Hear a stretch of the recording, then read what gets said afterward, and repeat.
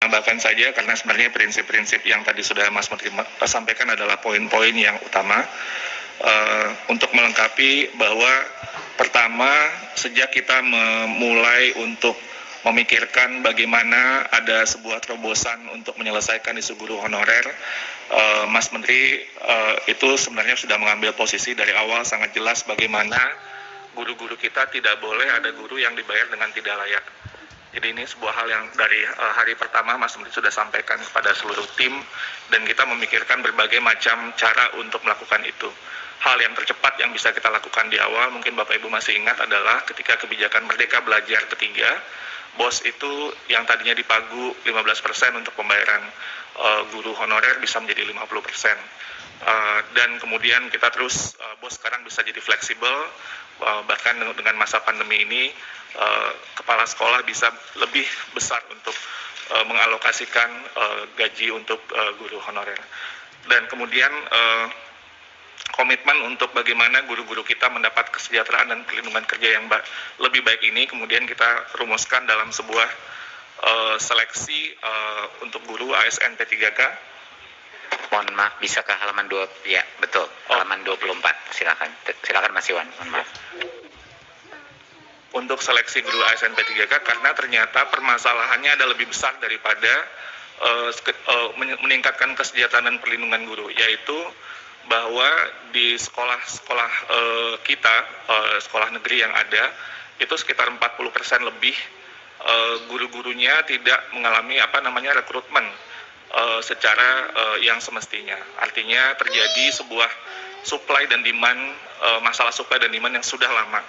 Sehingga guru-guru masuk menjadi guru tanpa perlindungan kesejahteraan dan kondisi kerja yang baik. Dan inilah yang kemudian ingin kita tuntaskan dengan seleksi guru ASN P3K ini. Dan angkanya sangat besar. Angkanya itu kebutuhan rekrutmen guru di sekolah-sekolah negeri itu sampai 1 juta lebih formasi. Sementara guru honorer yang ada di sekolah negeri itu angkanya 742.000. Jadi ini sebenarnya kalau dilihat dari proporsinya, formasi itu lebih banyak daripada guru honorer yang ada. Jadi itu menunjukkan ketimpangan supply dan demand yang sangat besar. Dan itu yang juga ingin kita selesaikan sambil kita juga bagaimana peningkatan kesejahteraan perlindungan untuk guru-guru kita dan kesempatan mereka untuk mendapatkan kompetensi yang lebih baik. Lanjut. Kembali untuk mengingatkan Bapak Ibu terkait dengan lini masa seleksi guru P3K ini sudah melalui sebuah proses yang sangat panjang. Kita mulai dari dialog dengan Kementerian Keuangan untuk memastikan bahwa anggaran untuk 1 juta formasi itu disediakan, lalu kemudian dengan Kemenpan RB untuk memastikan bahwa formasi itu disetujui, dan seterusnya dengan Pemda kita sosialisasikan dengan seluruh Pemda, dan terus kita melakukan misalnya ada materi pembelajaran karena kita ingin guru-guru kita mempersiapkan diri dengan sebaik-baiknya, kita sediakan modul-modul untuk belajar, membantu mereka mempersiapkan diri, dan terus sampai kemudian desain tesnya pun kita ingin maksimalkan. Kalau biasanya tes ASN itu hanya sekali, ini bisa sampai 3 kali kesempatan, dan kemudian skema-skema afirmasi pun dipikirkan sehingga barulah kita mulai tes itu di pertengahan tahun 2021. Dan desain dari tes ini untuk mengingatkan kembali, kita memikirkan afirmasi bukan saja dalam bentuk bonus poin, tapi juga afirmasi untuk sekolah negeri dan juga afirmasi untuk Pemda. Jadi di tes seleksi tahap pertama itu tidak ada guru swasta yang boleh untuk ikut tes seleksi tahap pertama. Dan ini sebenarnya spiritnya adalah untuk memproteksi guru-guru di sekolah negeri. Jadi itu sebenarnya desain dari awal untuk seleksi tahap pertama.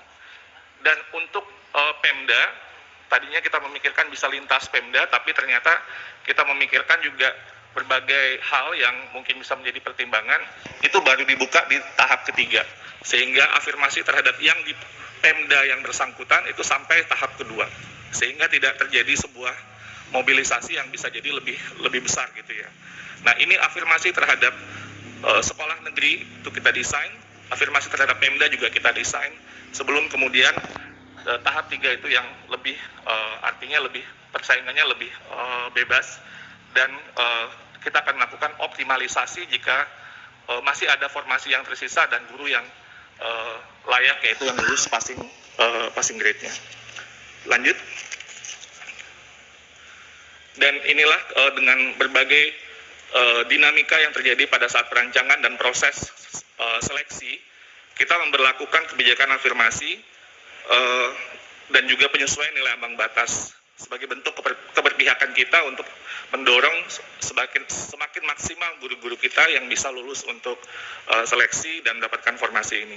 Pertama, sertifikat pendidik, lalu kemudian usia di atas 35 tahun, penyandang disabilitas, dan guru honorer PHK 2. Dan kemudian kita lakukan juga kebijakan penyesuaian nilai ambang batas, di mana untuk guru-guru yang sudah lama mengabdi, yaitu dengan usia di atas 50 tahun, itu kompetensi teknisnya otomatis langsung 100%.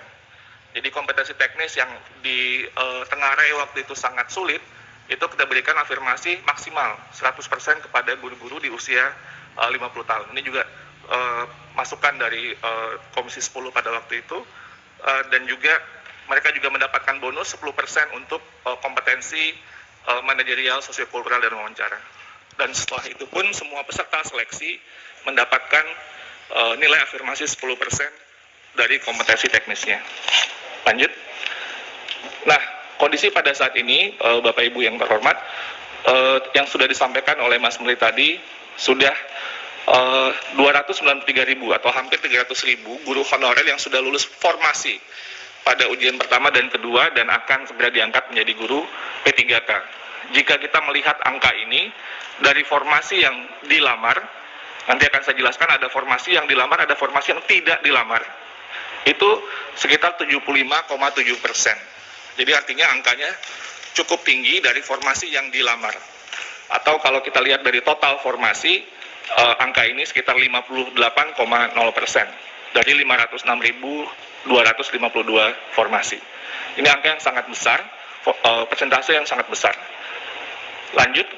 Nah, tapi pada saat yang bersamaan, kita juga melihat sebuah data yang menarik Bapak Ibu, yaitu ada 117.000 formasi lebih yang tidak dilamar sama sekali di tahap 1 dan di tahap 2.